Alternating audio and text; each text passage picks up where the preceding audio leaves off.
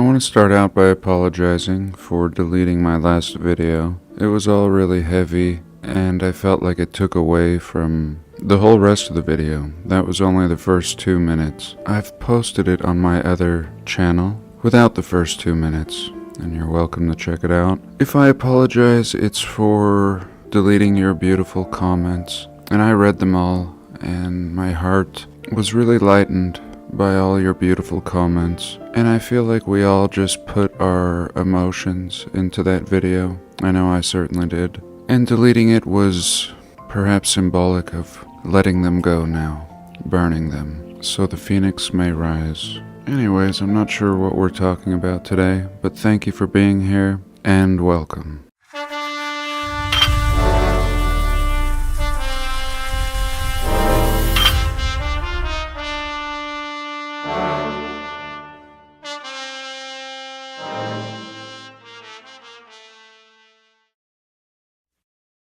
Somebody recently told me in a comment that they don't mind when I share my personal stories.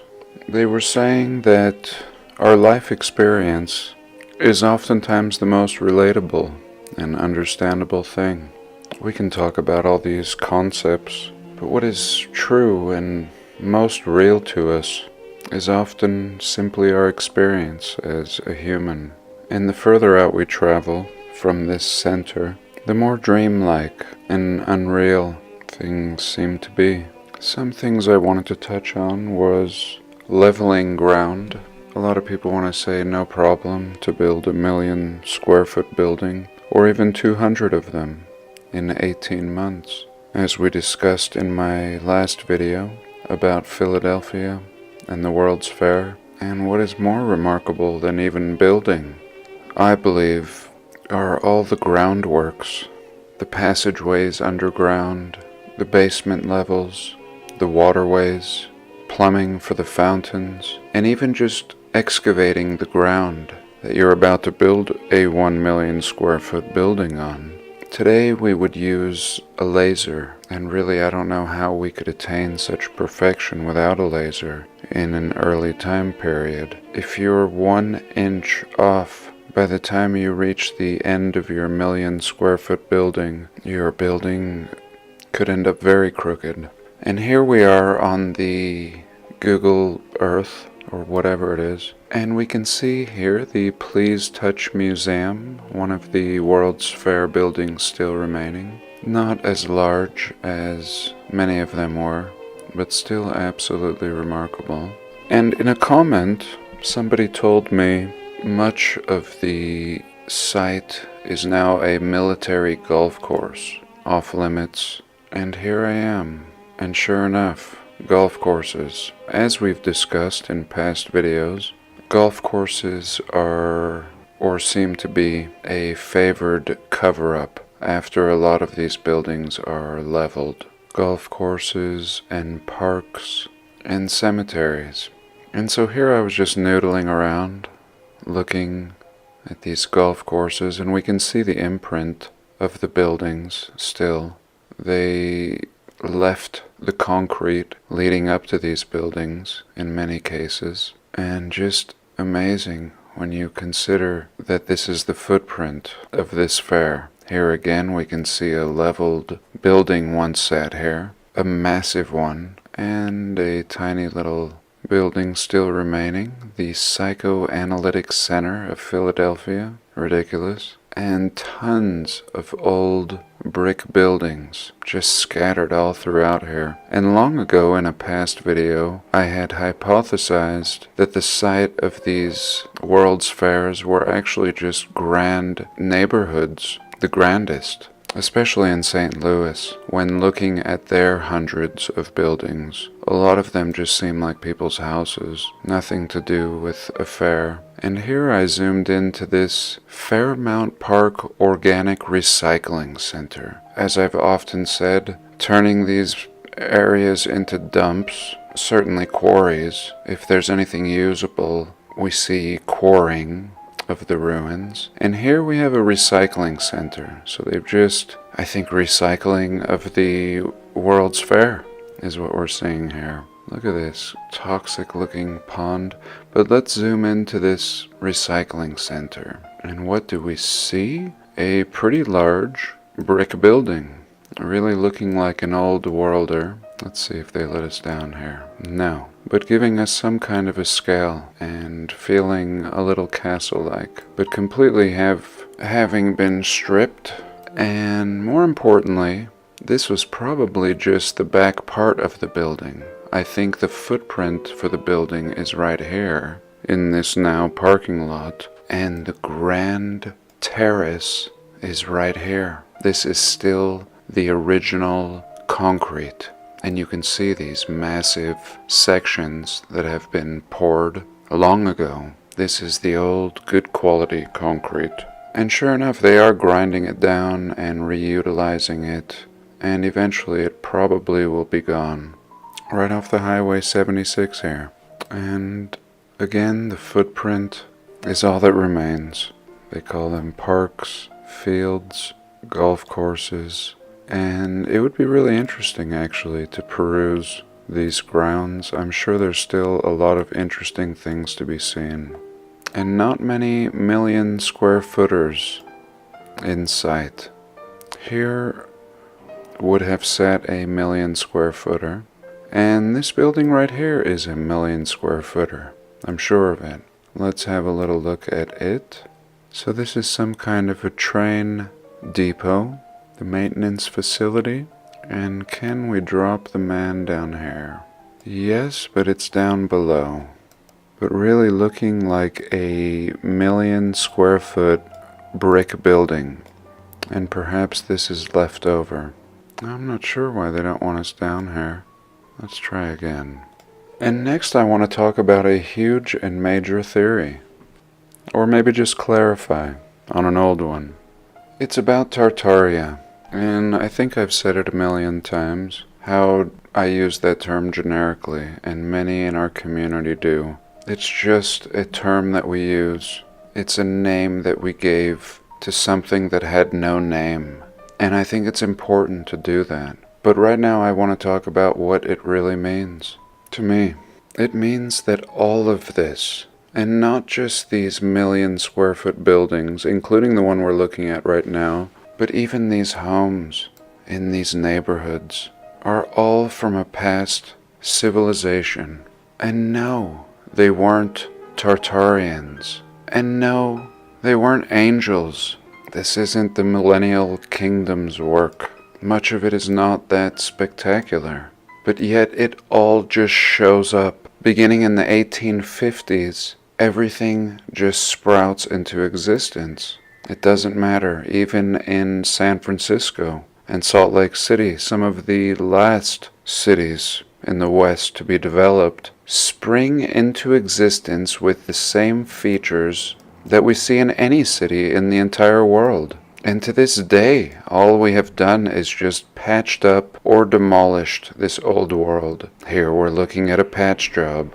And again, not angels or even Tartarians. A people similar to ourselves. And I don't believe that they use some magical technology to float blocks into place. I think they did things like we do. Everything. We have only recreated their world and cheapened it. And yes, we do see architecture with massive doors and features. And I do believe those are built by a larger people. And that's not our story. Our story is this story. And I feel fortunate to have landed on these buildings. Just so telling. Again, what we've done is just cleaned up these remains. These buildings were in shambles. And here is the work of the 1850s and early 1900s. These new front entryways and patching everything up. And there are no artisans like this. Here we can see rounded arches with square windows in them. And we see all the patching up of these buildings. And this is what we would be capable of doing upon inheriting these buildings. Wood additions. And ultimately this is not our world. But I believe they were similar people. And there was a cataclysm. And most people died. But yet there were survivors. And everything would continue. and factions and gangs would arise, and the people in power today are the children of those thugs and factions that would eventually write our textbooks in history. And to this day, so much is still in the same condition in which it was inherited in, every part of the realm. And people want to talk about trafficking and the problem with that whole subject, and I would propose it's much worse than that, both today and in the past. I imagine there are entire human farms out there, and again, were in the past as well. Somebody recently told me not to make a recording when I'm angry, and yet some of my best have been when I'm angry, although I try to not show it. I told myself not to make videos when I'm depressed, but we really can't plan these things. And I think the best time to record is when you're inspired to record, or when you can. Long before I ever made videos, I would just comb the Google, and I'd run across these kinds of things. Artificially planted forests, as if some great farming machine, massive it would have to be, had come out and planted trees in rows. And I've seen it in my mountains up in the National Forest. I've seen it up in Siberia. And here I'm in South Carolina. And there's supposed to be a star fort around here. And I'm just getting sidetracked by the artificial planting of forests, like a cover-up. And the star fort around here is called the 96 National Historic Site, right in the heart of this artificially forested area. And I'm not sure what's on the top. I don't think there's much left on the top. It looks like everything has been raked clean by some machinery. And this is something I'd researched long ago. And here it is, I think. Let's see. We can zoom in and we can see the faintest husk of the star fort, despite their great efforts to eliminate it. As we can see, they've graded and raked the land all around it, and some ruins, and really portraying this as some old 1800s fort. A lot of drawings of it, making it look stupid and primitive. My dog says I'm being too forceful. So here it is. And this is cool enough, I would say. But now, just as we're always talking about, everything will be found underground. This, again, even with their great efforts to destroy this, much is to be found underground. And many sites I've wished I had a LiDAR, something to penetrate and give a visual of what lies under. And in this case, somebody has. Let me just show you this old article that I've been sitting on forever. And here we go. This is what LiDAR has revealed under this site. Here, to be more precise, one tunnel going under, and then another one by this star fort, which we're told they buried with sand. And the tunnel has collapsed and is in complete disrepair. Oh my god, that was too funny. I boiled beets, as usual, and afterwards I put the pot down, and Chief drank, I don't know, maybe about 5 cups of beet water. And right now he just had to pee, and he let me know. And he really did.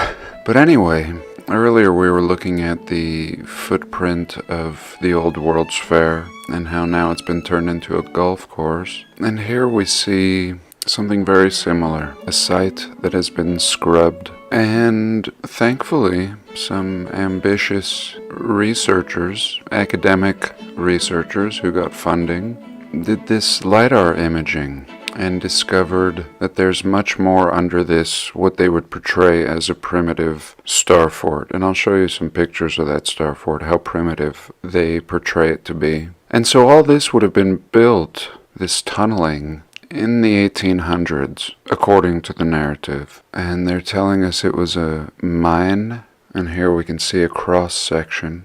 And I don't know why I'm going backwards. But anyway, at some point I want to show you what really got me to dive into this some time back. And that is all the bricks at the entrance of these tunnels. Bricked archways. And if our community was serious, which it is, and I think eventually we will begin doing our own LiDAR imaging. At least I hope to. And this tunnel is way too crazy and complex for primitive means. And there's a lot of naysayers that attack this community, and I don't think there's really much to attack when simply asking questions. Now, many have put ideas out as if they are absolute fact, and I hope to not be one of those channels. I would prefer to look at what they tell us is absolute fact, and if at all possible, show that it is not a fact. Our whole history is not a fact, but rather a story. Interwoven, of course, with some truth, it would have to be. And here I think we may be looking at what LiDAR reveals. So now no trees, and we actually see straight lines, right angles, signs of advanced and long forgotten engineering. And even with their great efforts to bury this star fort, as we were looking at earlier, we still see what's underground. And these are tunnels, massive, massive tunnels. And this is a historic site from the 1800s. Again, we'll look at the primitive pictures that they tell us the area would have looked like back when. But I'm not buying it. This is as good as it gets, in my opinion. But unfortunately, these people who brought us this are sticking to the narrative. I'm sure some of them are scratching their heads. And here again, we see how everything connects, and there's much more below. This is an indication that now things are going deeper into this section. And they tell us this project is a partnership between the University of South Florida and the National Park Service and the Public Broadcasting Service. Why not squeeze a few bucks out of them too? But this is a great study. Absolutely mind-blowing. Just in this little picture, we have more of a feel for what was really going on in the past, before the cataclysm of water, mud, and plasma.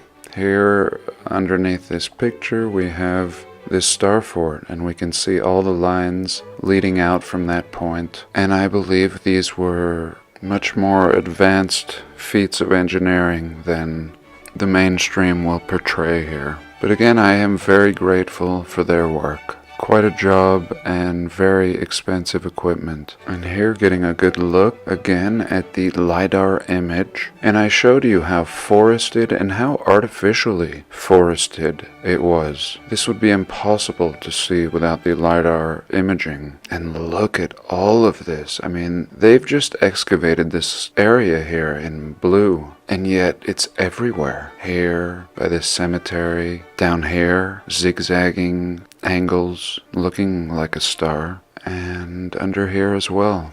And what of this Nazca Peruvian looking line just shooting across? Clearly not natural. And no exploration seems to have been done except for this little dot right here. So I do hope this research continues, and I look forward to following their research. Eventually, I'm sure they'll find this tunnel right here. And this is a big deal. This, I believe, is a whole city. And of course, I was looking for anything advanced. And when I saw the bricks, in my opinion, that was all I needed, were these brick archways. Here we go. Images taken in the eastern brick portion of the mine. So why would you brick a mine in the early 1800s in a super deep tunnel? I'm not sure exactly the depth, but it varied, as you saw from some of those cross sections earlier. Look at this. And I think only in our community would all this make sense.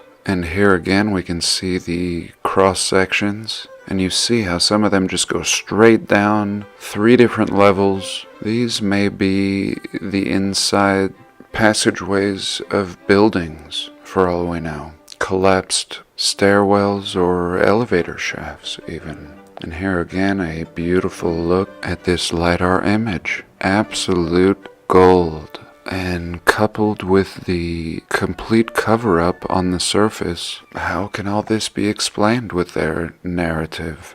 And here again we see excavations beginning in another part of a tunnel, brick fused with mud, and again, brick archways. This is a big deal. And even with all this money and research, proper sense is not being made of all of this, or even exposure. So I'm very excited to have finally gotten to this, and I think we'll look at something else. And some people have commented on how wrong it is that I use disposable plates and cutlery, but for me it's my way of celebrating the disposable civilization in which we live. Owning a coffee shop, I've done more dishes than a man should ever do.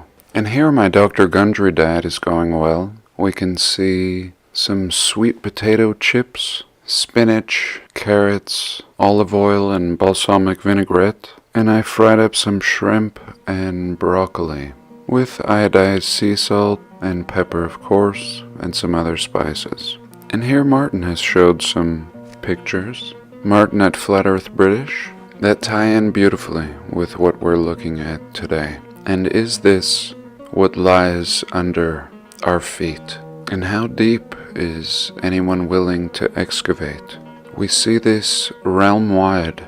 Most recently in my neck of the woods, the Salt Lake City Temple was being excavated, and they've gone down at least 3 stories with no sign of a foundation yet.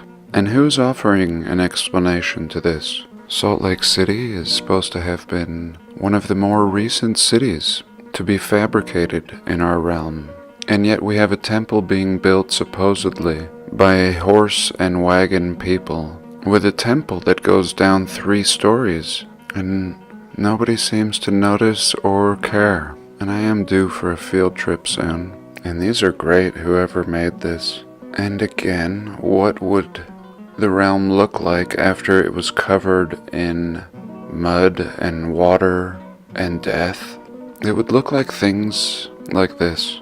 This is a beautiful depiction, and we see things like this out in the desert and think, what is this anomaly? And what you're not seeing is the under portion, which is allowing this to be formed. Similar to those pins in the 80s that you could stick your face on and it would create an impression.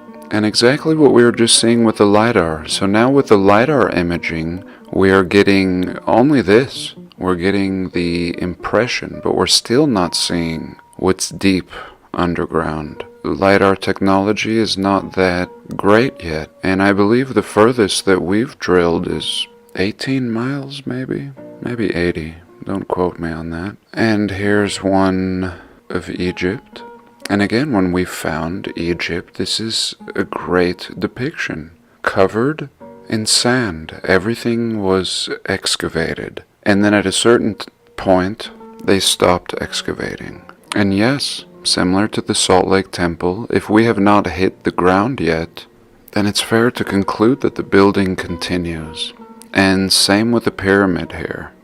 Here, just an ordinary tower, it might be. And here, the mud flood, as depicted up here.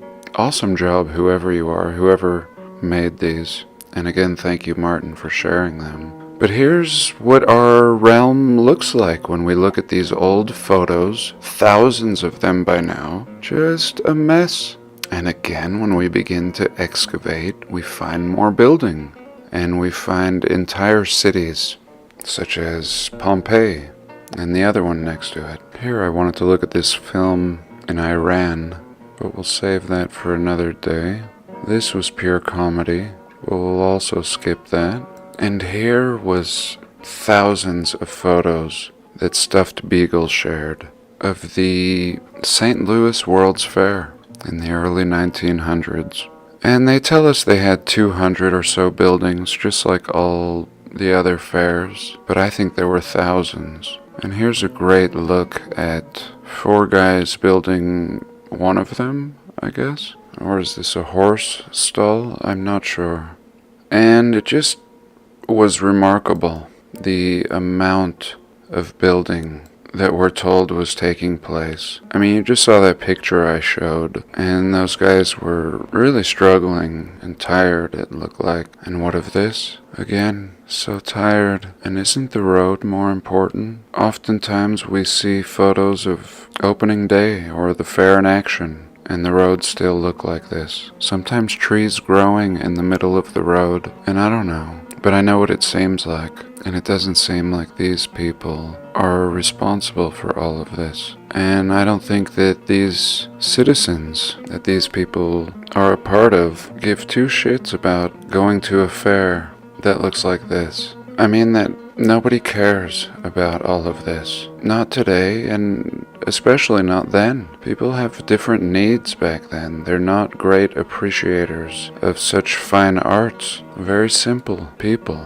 But I think we'll save this whole collection for another video. I wish you all a blessed week ahead. Thanks for being here. God bless, and I love you all.